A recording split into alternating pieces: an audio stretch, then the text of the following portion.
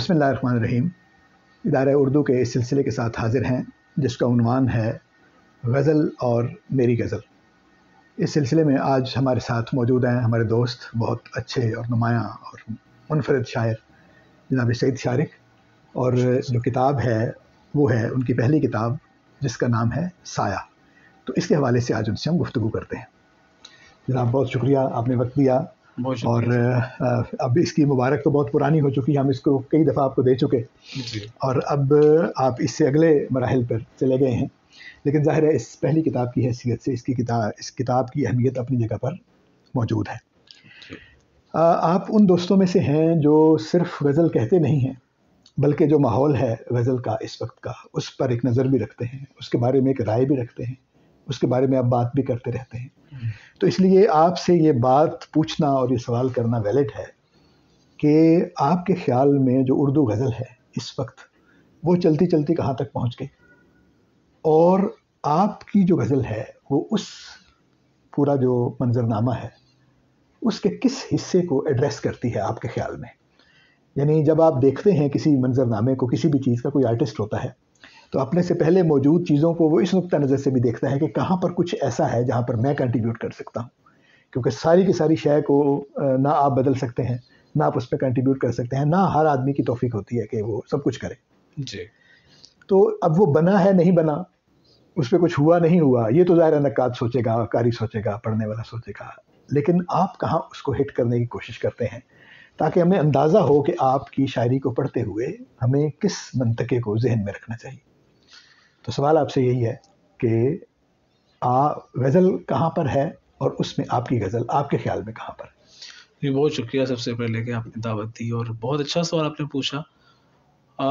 سب سے پہلے اگر ہم اس موضوع پر بات کریں کہ غزل کہاں تک پہنچ چکی ہے، تو پاکستان کی میں لکھی جانے والی غزل 1947 سے لے کر آج تک کی اگر ہم غزل کی بات کریں تو ہم جانتے ہیں کہ غزل پر مختلف طرح کے ادوار آئے، بالخصوص جو قابل ذکر تقسیم ہندوستان ہی سے سلسلہ شروع ہو جاتا ہے، جس میں ہجرت کا غم بہت شدت سے بیان کیا گیا، تنہائی محسوس کی گئی، ایک غیر یقینی اور غیر متوقع صورتحال کا سامنا جو یہاں کے لوگوں کو کرنا پڑا، اس کا ہمیں اظہار ملتا ہے۔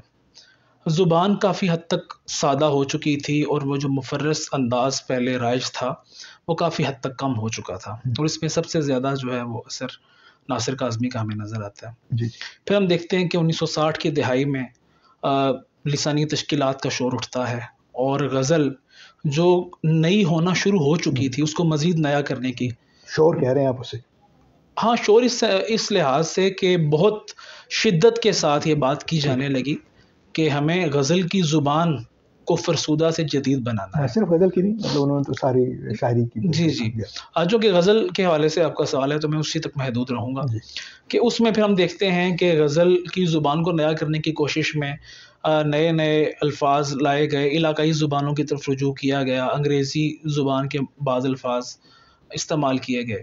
تو اس کا فائدہ یہ ہوا کہ جو 1960-70 کے بعد میں آنے والے لوگ تھے انہوں نے ان تجربات کو جو اگرچہ ناکام تجربات قرار دیے جاتے ہیں ان سے یہ فائدہ اٹھایا کہ وہ کھل کے معیاری غزل کہتے ہوئے ایسے الفاظ استعمال کرنے کے قابل ہو گئے جن کو پہلے جو غزل کے لیے پہلے ناآشنا تھے یا نئے تھے۔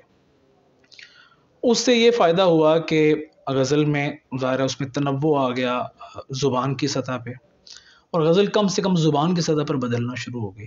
اس میں سب سے زیادہ جو قابل ذکر شاعر ہیں وہ ظفر اقبال ہیں، جنہوں نے صرف زبان ہی کو نہیں بدلا بلکہ اس کے فکری جو ڈھانچہ ہے، اس کو موضوعات ہے، اس کو انہوں نے بہت کچھ دیا۔ اور اس حوالے سے جو آج کی جو غزل کہی جا رہی ہے اس میں سب سے زیادہ فائدہ ان کے ناکام تجربات سے اٹھایا گیا، کیونکہ جو وہ آب رواں میں جو جیسی باتیں کر رہے تھے اس سے ملتی جلتی باتیں ناصر کاظمی اور شکیب جلالی وغیرہ کر رہے تھے اسی دور میں۔ تو لیکن جو انہوں نے طرح طرح کے موضوعات، ایک چٹپٹا پن، ایک اس میں کہہ لیجئے کہ کچھ بھی جیسے کہا جا سکتا ہے غزل میں، کوئی ایسا نہیں ہے کہ غزل میں ہم نے تغزل کا خیال رکھنا۔ اس سے یہ فائدہ ہوا کہ 1980 کے بعد کے جو غزل گو تھے انہوں نے بڑی آزادی سے نئے الفاظ استعمال بھی کیے، اور موضوعات کو بھی جو ظفر اقبال نے جس قسم کے موضوعات کو چھوا تھا ان کی توسیع کرنے کی کوشش کی. تو اس میں 70 کی دہائی کا ہم جانتے ہیں کہ وہ تھوڑا سا ایک مختلف طرح کے شعراء ہمارے سامنے آئے جنہوں نے یہ دیکھا کہ 1960 کی دہائی میں جو غزل کہی جا رہی ہے اس کو تھوڑا سا کسی اور زاویے سے بدلا جائے. اور انہوں نے جسے آپ بھی جسے شور کہہ رہے تھے ان کا خیال تھا کہ یہ شور ہے. جی جی ایسا ہی ہے. تو انہوں نے ہم جانتے ہیں کہ تلمیحات کی طرف رجوع کیا, تاریخی مذہبی تلمیحات, اور اس میں غزل, لیکن وہ جو غزل جو 70 کی دہائی میں کہی جا رہی تھی اس کا کچھ زیادہ اثر آنے والی نسلوں نے قبول نہیں کیا, کیونکہ ان کو شاید ایسا محسوس ہوتا ہوگا کہ یہ غزل ہمارے جو موجودہ جو ثقافتی منظرنامہ ہے اس کے ساتھ اس طرح لگا نہیں کھاتی. تاریخی حوالے تو ہمیں ملتے ہیں اس میں, لیکن ہم بطور قاری اپنے آپ کو اس کے ساتھ جوڑ نہیں پاتے. ٹھیک. اس کے بعد ہم جانتے ہیں کہ 80 اور 90 کی دہائی کے جو غزل گو ہیں وہ ایسے ہیں جنہوں نے سادہ روزمرہ جو بول چال ہے ہماری اردو زبان کی اس کے قریب تر رہنے کی کوشش کی. ٹھیک ہے. اور اس سے پھر یہ ہے کہ 2000 تک آتے آتے ہمارے پاس ایک پوری ایسی کھیپ آ گئی جو بہت حد تک تقریباً ملتی جلتے انداز میں غزل کہہ رہی تھی. وہ ملتا جلتا انداز کیسا ہے کہ اس میں زبان ہماری جو ہے وہ نثر کے قریب ہے, مصرع جو ہے اس میں تاکید تقریباً ختم ہو چکی ہے, جو نثر کا جملہ ہوتا ہے اس کے قریب تر رہنے کی کوشش کی جاتی ہے. شاعر جو ہے وہ اپنے ارد گرد موجود ماحول سے علامتیں اخذ کرنے کی کوشش کرتا ہے. ٹھیک ہے. اور غیر ضروری تراکیب سے بچنے کی کوشش کرتا ہے. غیر ضروری سے مراد میری یہ ہے کہ مطلب وہ جان بوجھ کے تراکیب سازی کی طرف اس کا رجحان نہیں ہے. ٹھیک ہے. اب 2000 کے بعد یہی سلسلہ چلتا ہوا آگے بڑھتا ہے, اور تقریباً 90 ہی کی دہائی کے لوگ جب 2000 کی دہائی میں آتے ہیں تو غزل کا انداز کم و بیش وہی رہتا ہے جو انہوں نے 10 سال پہلے اپنایا تھا. ٹھیک. 2010 کی نسل وہ نسل ہے جس سے میرا تعلق ہے. اب جب غزل کہنے کی طرف راغب ہوا تو کسی بھی ایک نو آموز غزل گو کی طرح میں نے یہ دیکھنے کی کوشش کی کہ مجھ سے پہلے سب کچھ کیا ہو چکا ہے, اور جیسا کہ میں نے بھی عرض کیا یہ سب کچھ چیزیں میری نظر سے گزری. لیکن میں نے جب غزل لکھنے کا آغاز کیا تو میرے سامنے یہ بات نہیں تھی کہ میں نے صنف میں کسی قسم کا کوئی اضافہ کرنا ہے, کنٹریبیوٹ کرنا ہے. مجھے یہ تھا کہ میں جو کچھ بھی سوچ رہا ہوں اس کا سب سے موزوں اظہار غزل کے ذریعے ہو سکتا ہے. میں غزل کا ایک اچھا قاری تھا, غزل کہنے سے پہلے بھی چیزیں میں غور سے پڑھتا تھا, ان سے حظ اٹھاتا تھا, شعر مجھے یاد ہوتے تھے. تو میں نے اس کا اظہار کرنے کے لیے غزل کو اپنایا, اور شروع میں نے یہ کوشش کی کہ میں عروض کو پڑھتے ہوئے کچھ ایسی بحروں میں تب آزمائی کروں جو عام طور پر کم استعمال کی جاتی, کیونکہ مجھے ایسا لگتا تھا کہ یہ ایک ہی انداز میں چیزیں بھاتی ہیں. جی کہ ایک ہی انداز میں چند مخصوص بحروں میں لکھا جا رہا ہے, تو یہ کچھ نیا ہو سکتا ہے کہ میں کچھ نئی بحروں میں تب آزمائی کروں. لیکن ظاہر ایک نیا آدمی اس کی سانس پھول جاتی ہے کام کرتے ہوئے, اور تھوڑا سا ایک میکینیکل قسم کا انداز محسوس ہوتا ہے. تو میں نے پھر اسے جان چھڑا لی اور پھر ایک سادہ شعر کہنے کی طرف راغب ہو گیا. لیکن میں اگر اپنی غزل کا خود تجزیہ کرنے کی کوشش کروں کہ میری غزل میں ایسا کیا ہے جو تھوڑا سا مجھے کم سے کم مختلف محسوس ہوتا ہے, تو مجھے یہ لگتا ہے کہ میری جو ذات کا اور جو میری اپنی ایک سوچ ہے, مطلب جو سوچنے کا انداز ہے, جو میرے اپنے ذاتی رجحانات ہیں, ان کا زیادہ عکس میری غزل میں ہے. مثلاً میں ایک اپنی زندگی کے مترادف بلکہ ایک متبادل طور پر ایک اور زندگی متوازی ایک اور زندگی جی رہا ہوں. مجھے ایسا محسوس ہوتا ہے ہمیشہ کہ ہم جو اسکول میں, کالج میں, دفتر میں ہم جو کچھ بھی کر رہے ہوتے ہیں ہم اصل میں اداکاری کر رہے ہوتے ہیں اس سٹیج کے مطابق, اسی طریقے سے ہم ایکٹ کر رہے ہوتے ہیں, ہم وہ نہیں ہوتے اس وقت جو ہم ہیں. تو اسی طرح پھر جو میں خواب میں جو کچھ دیکھتا تھا, پھر میری عادت تھی کہ میں جو کچھ خواب میں دیکھ رہا ہوں اس پر میں سر نو غور کرتا تھا کہ یہ میں نے اتنا کچھ دیکھا, چند گھنٹوں پہ محیط ہے جب میں اس پہ سوچتا ہوں, لیکن میں کچھ دیر کے لیے سویا تھا, تھوڑی سی دیر کے لیے. اس سے پھر وقت کے متعلق میں کچھ سوچنے کی طرف راغب ہوا کہ وقت کا کیا معاملہ ہے, کہ جب ہم خواب میں دیکھتے ہیں تو چیزیں کچھ اور طرح نظر آتی ہیں, دورانیاں بعض اوقات ہمیں ایسا لگتا ہے کہ ہم نے پوری زندگی گزار دی. تو اس سے پھر یہ ہوا کہ اس قسم کی چیزوں کا اظہار ایک خوابناک ماحول جو ہے وہ لاشعوری طور پر میری غزل میں اندر آنا شروع ہو گیا. ٹھیک ہے. وقت کے حوالے سے وقت کی تفہیم کی کوشش، پھر کائنات میں اپنے وجود کی حیثیت کو سمجھنے کی میں نے کوشش کی، اور اس میں جو سب سے زیادہ جو چیز بڑا محرک ثابت ہوئی وہ میری جو سابقہ ملازمت ہے، جو منسٹری آف ڈیفنس سے میں وابستہ رہا ہوں. اس میں ایک میکینیکل قسم کا کام مجھے کرنا ہوتا تھا، اور ظاہر میری ڈگری بھی اسی شعبے میں تھی، لیکن وہ ایک مشینی ماحول اور ایک ایسی ایک زندگی تھی جس سے میں بہت مجھے لگتا تھا کہ میرا جو وجود ہے میں اس کی اصلی جو حالت ہے اس کو برقرار نہیں رکھ پا رہا، میں بدل رہا ہوں بہت تیزی سے. تو اس کو زندہ رکھنے کی کوشش میں کرتا تھا سفر کے دوران. 1.5-2 گھنٹے کا سفر ہوتا تھا جانے کا، 1.5-2 گھنٹے آنے کا. میں سوچتا رہتا تھا اور پھر کچھ نہ کچھ اس پہ لکھتا تھا. تو اس وجہ سے میری جو اس دور کی شاعری ہے اس میں داخلیت بھی کچھ زیادہ ہے، اور ایک جو خوابناک ماحول ہے جس کو میجیکل ریئلزم تنقیدی اصطلاح میں کہتے ہیں، اس طرح کی چیزیں اندر آئیں. مجھے معلوم نہیں تھا کہ میجیکل ریئلزم کہلاتا ہے، بعد میں نقادوں نے بتایا کہ چاہیے یہ ہوتا ہے. ایسے ہی ہوتا ہے. جی. تو میں یہ سمجھتا ہوں کہ جو نقادوں کو بھی اب پتہ چلا ہے کہ اس کو میجیکل ریئلزم کہتے تھے. ظاہر ہے اس سے پہلے کی چیزیں موجود ہیں، دیکھیں آثار جو ہوتے ہیں چیزوں کے وہ پہلے سے موجود ہوتے ہیں. داستانوں میں بہت سارے ایسے عناصر موجود ہیں، واقعہ فطرت جہاں پر معاملات آتے ہیں، یا اسی طرح ٹائم ٹریولنگ اور اس طرح کی چیزیں بہت ساری جو ہیں وہ ہمیں ظاہر پہلے ہم انہیں اور اصطلاحوں سے جانتے تھے. اب نئے زمانے میں آ کر انہی چیزوں کو ہم کچھ اور اصطلاحوں سے جانتے ہیں، وہ ظاہر ہے موجود ہے. سایہ اس کا جو نام ہے آپ کی کتاب کا، بلکہ کتاب ظاہر ناظرین نے دیکھی ہوئی ہے اور ہم اس پہ اس کے حوالے سے خاص بات کر رہے ہیں. اس کا نام جو ہے سایہ، وہ بھی اس میں بھی یہ چیز ہے میجک ریئلزم والی جو پراسراریت بھی، کیونکہ سایہ دو معنوں میں ہے. ایک شیڈو کے معنوں میں ہوتا ہے، ایک سایہ وہ ہے جو ہانٹ کرتا ہے آپ کو. بالکل جو پیچھے پیچھے وہ بھی سایہ ہوتا ہے. اچھا، اس میں ایک اور ایک پہلو بھی ہے کہ چونکہ شاعری میرے لیے ایک جائے پناہ بھی تھی، اور جب آپ ایک روزمرہ زندگی کی جرستی دھوپ میں تھکاوٹ محسوس کرتے ہیں، ایک سایہ تلاش کرتے ہیں، تو یہ شاعری ایک طرح سے میرے لیے ایک سایہ بھی تھا جس میں میں سستا سکتا تھا. وہی شیڈو والا جو ہے کہ آپ کا ایک جو چھاؤں جو ہے، ہاں وہ چھاؤں، اور پھر یہ میرا بھی ایک شیڈو ہے. یہ میری شاعری جو ہے، یہ جس طرح ہمارے وجود جسم کے ساتھ ایک سایہ منسلک ہوتا ہے، تو میرا وہ جو سایہ جو پراسرار ایک جو کہہ لیجئے کہ جس کی بھی جو میرے ساتھ ہے اور کسی خاص وقت میں خاص روشنی موجود ہو تو باہر آتا ہے. اسی طرح وہ تخلیقی توانائی کی روشنی جب آتی ہے تو پھر یہ کیسی اچھی بات کی آپ نے اس نام کے بارے میں بھی. اور یہ فرمائیے، جیسے ابھی آپ نے کہا دونوں چیزیں آپ نے فرما دی، یعنی کہ ایک اس کا جو فکری دھارا ہے وہ بھی کہ اپنی ذات سے پھوٹتا ہے. ہر کسی کا ایسا ہی ہوتا ہے عام طور پر، لیکن ظاہر ہے آپ نے بہت گہرائی میں جا کر اس کو دیکھا بھی اور اس کو بیان بھی کیا. دوسرا جو ہے اس کا جو پیرایا ہے بیان کا، اس میں بھی آپ کی جو ترجیح ہے وہ آپ نے بتا دی کہ آپ نے مفرس والے جو معاملات ہیں وہ بہت پہلے کے لوگ جو ہیں وہ اس کو ترک کر چکے تھے. پھر جو امیج والے معاملات ہیں وہ بھی آئے، تصویروں والے معاملات آئے. اس کے بعد پھر جس طرح کی زبان اکھڑی ہوئی وہ بھی استعمال ہونی شروع ہوئی. وہ کرتے کرتے کرتے آپ تک جب پہنچی ہے بات تو بہت کچھ سیٹل ہو چکا تھا. آپ نے لسانی تشکیلات کو، یہ بہت اچھا آپ نے کہا، جو وہ شور ہے، یعنی اس کی آواز زیادہ ہے اور اس کی جو کنٹریبیوشن آپ کو اس وقت نظر آتی ہے وہ کم ہے. لیکن جیسے آپ نے کہا جو جس لفظ نے مجھے پکڑا ہے وہ ہے، آپ نے ظفر اقبال کو کہا کہ اس کے ناکام تجربات سے بعد میں لوگوں نے فائدہ اٹھایا. کیا آپ انہیں ناکام تجربات سمجھتے ہیں؟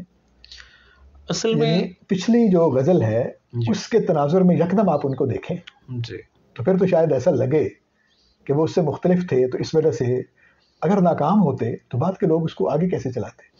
اصل میں یہ جو ناکام تجربہ میں نے اس ذیل میں کہا کہ ایک تو اس کو قبولیت نہیں ملی اس اپنے آنے والے شعراء سے، اپنے عہد کے لوگوں سے بھی، اور خود ظفر اقبال خود بھی یہ کہتے ہیں کہ وہ میرا ایک ناکام تجربہ تھا. یعنی گل آفتاب والی بات کریں؟ جی، گل آفتاب اور سر عام کی جو غزلیں تھیں، اور انہوں نے ان سے خود بھی فائدہ تو اٹھایا بعد میں، لیکن اپنا جو آب رواں والا لہجہ تھا اس کو غبار آلود سمتوں کا سراغ میں دوبارہ لے آئے، اور زیادہ تر انہوں نے اس کو حاوی رکھنے کی کوشش کی. میرے خیال وہ بہت آگے کی چیز ہے، یعنی جو غبار آلود سمتوں کا سراغ ہے جی وہ آب رواں سے بہت آگے ہے. آب رواں تو ایک متشکل قسم کی اور ایک یعنی رچی ہوئی جو روایت میں اس میں موجود ہے، ظاہر ہے طاقت والی چیز ہے. ہمیں اچھی لگتی ہے، بھاتی ہے، کیونکہ نیاپن بھی اس میں تھا، اور لیکن مستحکم بہت ہے وہ. جی بالکل.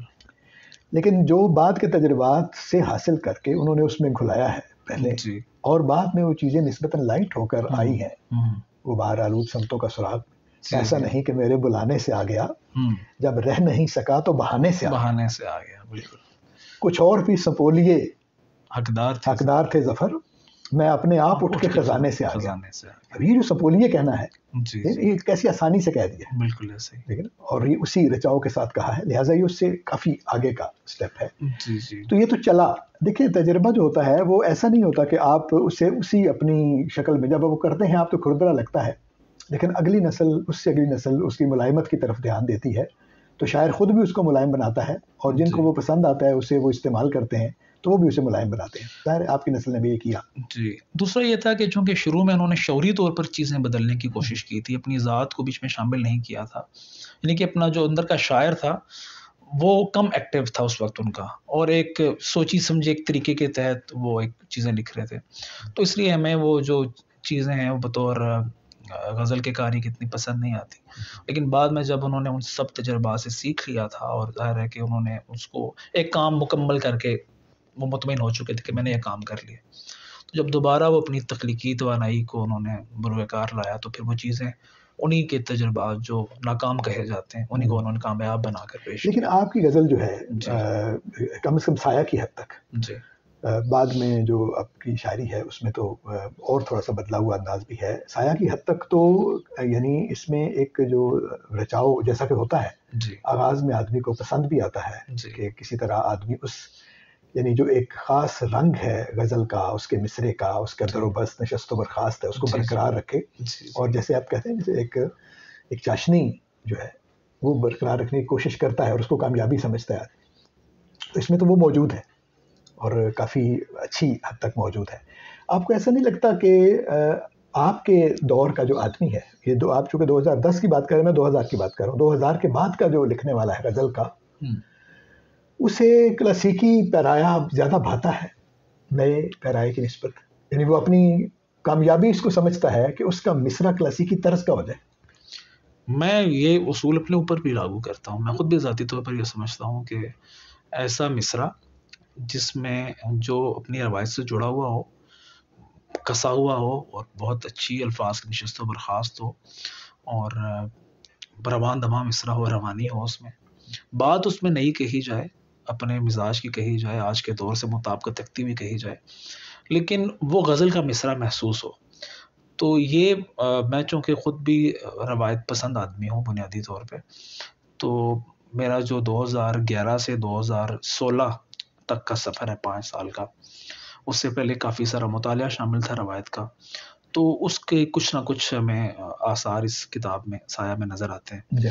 اور آج بھی میں کوشش یہی کرتا ہوں کہ کوئی ایسا لفظ مصرے میں نہ آئے جو اس کو خراب کرے، اور جو الفاظ ہیں وہ اچھی طریقے سے آئے، مصرے میں اکھڑے ہوئے محسوس نہ ہوں، کوئی غیر ضروری لفظ بیچ میں نہ آئے جو پیوند کی طرح محسوس نہ ہو. کوشش تو یہ ہوتی ہے. تو ہمارے عہد کے جو لوگ ہیں، مطلب 2000 کے بعد والے جیسا آپ نے فرمایا، 2010 کے شروع میں جو لوگ آئے ہیں، وہ آج بھی یہ سمجھتے ہیں کہ جو تغزل ہے اس کے پیدا ہونے میں بہت سا جو ہاتھ ہے وہ زبان کا ہوتا ہے.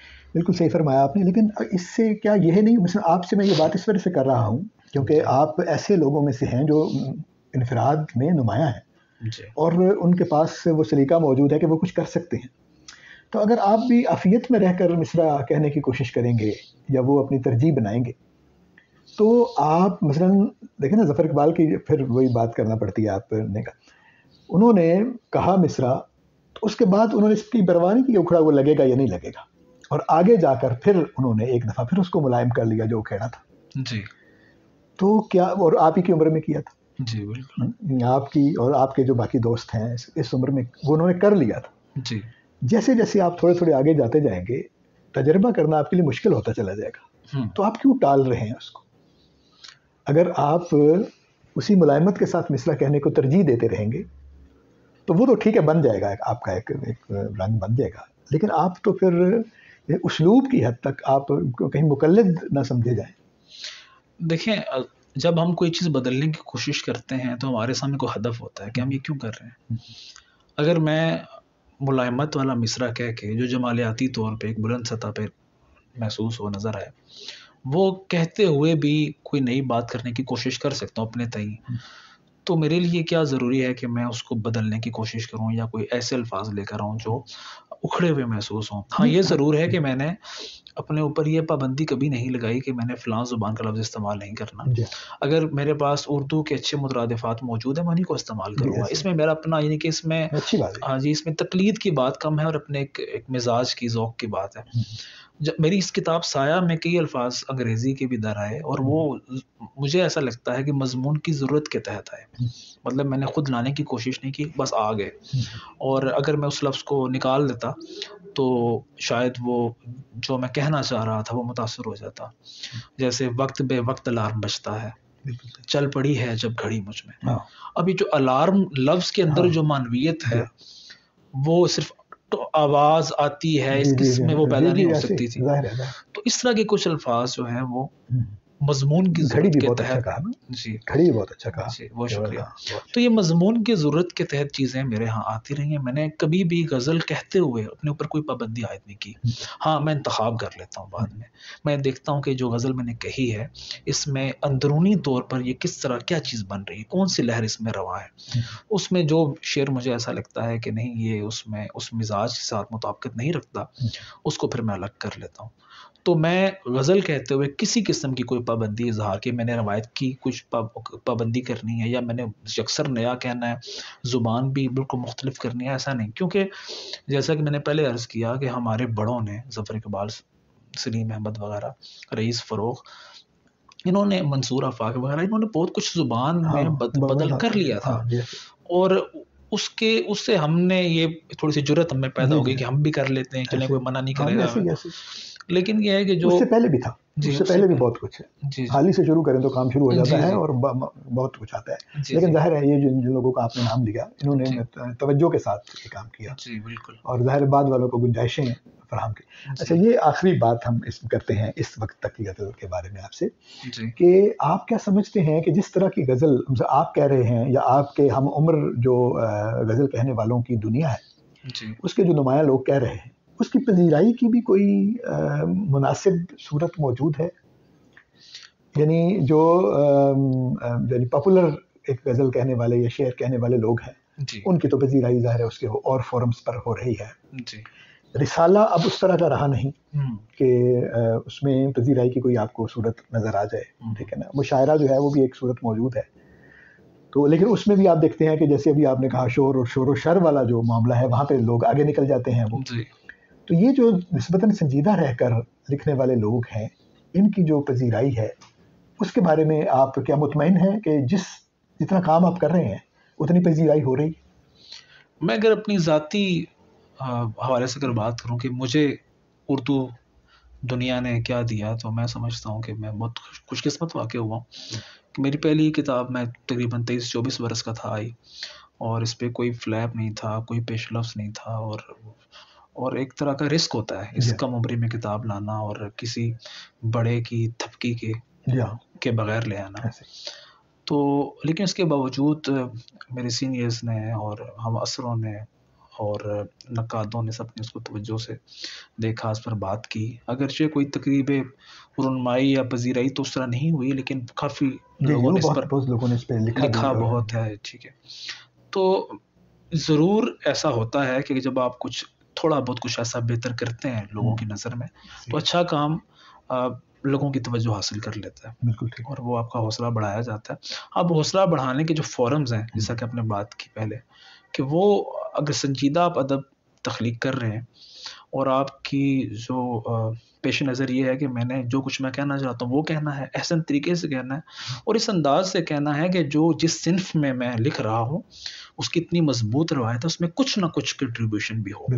کیونکہ ویسی چیزیں اگر ہم اپنے لیے ہی کہتے ہیں تو پھر ہمیں چھاپنے کی کیا ضرورت ہے. تو ہم چھاپتے ہیں تو ہم یہ بتانا چاہتے ہیں یہ میرا کام ہے، اس کو دیکھیے کہ کیا میں نے کچھ اس صنف میں کچھ کیا ہے میں نے کچھ. تو ہمارے ہاں نئی چیز کو یا تھوڑی سی مختلف چیز کو پسند تو کیا جاتا ہے لیکن توجہ زیادہ وہی چیز حاصل کر پاتی ہے جو اس صنف میں یا اس روایت میں تھوڑا بہت کسی حوالے سے کچھ الگ زاویہ پیش کرے، اور ظاہر ہے کہ کتاب پڑھنے والے ہی اس کی پذیرائی کر سکیں گے. اور میرے خیال میں کہ اچھی کتاب آج بھی توجہ حاصل کر لیتی ہے. اب وہ توجہ عام قاری سے بھی مل سکتی ہے آپ کو، شرط یہ ہے کہ اس تک کتاب پہنچ سکے. بالکل صحیح. تو باقی ہمیشہ سے دو لیکن متوازی کتاب پہنچنے کے اب ذرائع تو بہت ہو گئے ہیں. جی جی یعنی پبلشر اور طرح کے آ گئے ہیں، پی ڈی ایف کا ایک سلسلہ موجود ہے، چیزیں پوسٹ ادھر ادھر شیئر بھی ہو جاتی ہیں. جی جی. اچھا پھر یہ بھی ہے کہ چونکہ اب ہمارے ہاں ویڈیو کلچر زیادہ ہو گیا، مشاعرے زیادہ بڑے سنے جانے لگے ہیں، تو انسان کا مزاج ہوتا ہے کہ وہ بہت ساری ایک چیز کی جب جلغار شروع ہو جائے نا تو اس سے فرار اختیار کرتا ہے. تو مجھے لگتا ہے کہ اب ان ویڈیوز اور مشاعروں کی کثرت کی وجہ سے بھی بعض لوگ اکتا کر کتاب کی طرف پلٹنا شروع ہو گئے. یہ اچھی خبر ہے جی، یہ دیکھنے کے لیے کہ اچھا اس کی یہ غزل بڑی وائرل ہے تو اس کی بھی ہے، اس کی بھی ہے، یہ تو اس کی بھی ہے. آج کل تو سب کی ہو رہی ہے. انسٹاگرام پہ سب ہی کے 50,000 1 لاکھ فالوورز آرام سے آپ کو مل سکتے ہیں. تو اب وہ پیمانہ اس کے اچھا ہونے کا یا کسی دوسرے سے بہتر ہونے کا اس کا مجموعی کام ہوگا، اور مجموعی کام آپ کتاب کی شکل ہی میں دیکھ سکتے ہیں. تو کچھ لوگ تجسس کی وجہ سے بھی کتابوں کی طرف، اچھا فلاں شاعر کی کتاب کوئی ہے بالکل تو اس کو دیکھنے کی کوشش کرتے ہیں. تو کتاب کی پذیرائی ہمیشہ شاعری کو سمجھنے والے. لیکن میرے خیال میں اس کے ساتھ یہ بھی ہے، اور یہ بالکل جو آپ نے بات کی اسی سے جو ہے وہ مجھے خیال اس کا آیا کہ اس یہ بات ضرور کرنی چاہیے کہ اگر آپ چاہتے ہیں کہ آپ کی پذیرائی ہو مختلف فورمز پر، تو آپ اپنی موجودگی جو ہے اس کو بھی مختلف فورمز پر رکھیں. آپ موجود ہوں گے تو تب ہے نا. بالکل. مثلا آپ صرف انسٹاگرام پر موجود ہوں اور آپ کی کتاب نہ ہو تو پھر بھی مسئلہ ہے. اور اگر آپ کی صرف کتاب ہے اور آپ باقی جو سوشل میڈیا کے پلیٹ فارم ہے اس پہ موجود نہیں ہے تو اس سے بھی ایک کمی ہو سکتی ہے. جی بالکل، آپ درست فرماتے ہیں. اور میں یہی سمجھتا ہوں کہ ہمارے سینئر شعراء کو بھی اور مجھ جیسے لوگوں کو بھی اس طرف متوجہ ہونا چاہیے کہ کتاب اگر ہم اس لیے چھاپتے ہیں کہ وہ پڑھنے والوں تک پہنچے، تو بہت بڑا طبقہ سننے والا بھی ہے، دیکھنے والا بھی ہے، اور وہ شاعری کا شغف رکھتے ہیں. تو جب تک آپ ان کو چیز کوئی پیش نہیں کریں گے، اس پلیٹ فارم پہ موجود نہیں ہوں گے، ان کو کیسے معلوم ہوگا. اور اب لوگ اس طرف آ رہے ہیں. میں خود بھی یہ سمجھتا ہوں کہ میں تھوڑا اتنا ایکٹیو نہیں ہوں سوشل پلیٹ فارمز پر، لیکن یہ ہے کہ میں جو چیزیں کتاب کی شکل میں پیش کر چکا ہوں اس میں ایسی چیزیں جو عوامی ذوق سے بھی لگا کھا سکتی ہیں، میں کوشش کروں گا کہ ان کو اس پلیٹ فارمز پر پیش کروں تاکہ اس کو دیکھ سکیں. اصل میں اس میں ایک خوف بھی دامن گیر رہتا ہے میرے، وہ یہ ہے کہ کہیں میں وہ شہرت کا جو ایک بہاؤ ہوتا ہے نا عوامی توقعات کا، اس کے چکر میں آپ بہت کچھ اپنی قربانی دینی پڑتی ہے. جی جی. تو میں وہ قربانی دینے کے لیے تیار نہیں ہوں. میں سمجھتا ہوں بہت کچھ کہنا ہے ابھی میں نے، اور وہ میں بغیر کسی بیرونی قوت جب دیکھیں کہ آپ کو ایک مناسب پذیرائی جب مل رہی ہے، ٹھیک ہے، تو اس کی طرف بھی یعنی زیادہ حوث کی ضرورت نہیں ہوتی ہے نا. جب آپ کو ایک ڈیو مل رہا ہے، یا وہ تو تب ہے کہ اگر آپ کو نہ مل رہا ہو تو پھر آپ اس کی طرف متوجہ ہوں جب آپ کو ایک پذیرائی مل رہی ہے. تو بہرحال بہت شکریہ آپ کا، بہت محبت آپ کی، آپ نے وقت دیا اور ہم نے گفتگو کی ایک اہم کتاب پر اور ایک اہم غزل گو کے ساتھ. اور انشاءاللہ آئندہ بھی آپ سے گفتگو کا یہ سلسلہ جاری رہے گا، اور اسے بھی آپ اپنی پذیرائی کی ایک شکل سمجھیے. میں بھی آپ کے مداحوں میں شامل ہوں. تو بہت دعائیں آپ کے لیے اور بہت نیک تمنائیں کہ آپ اچھی سے اچھی غزل کہتے رہیں. اور ہمیں بہت توقعات ہیں آپ سے، آپ کی نسل کے دوسرے لوگوں سے، کہ وہ اس صنف کو، یعنی اس میں پہلے ہی بہت اعتبار والی چیزیں ہیں، اور جو اس زمانے کا اعتبار ہے وہ آپ لوگوں کی وجہ سے پیدا ہوگا. تو بہت شکریہ. بہت شکریہ. بہت شکریہ اپنے دیکھنے والوں کا بھی.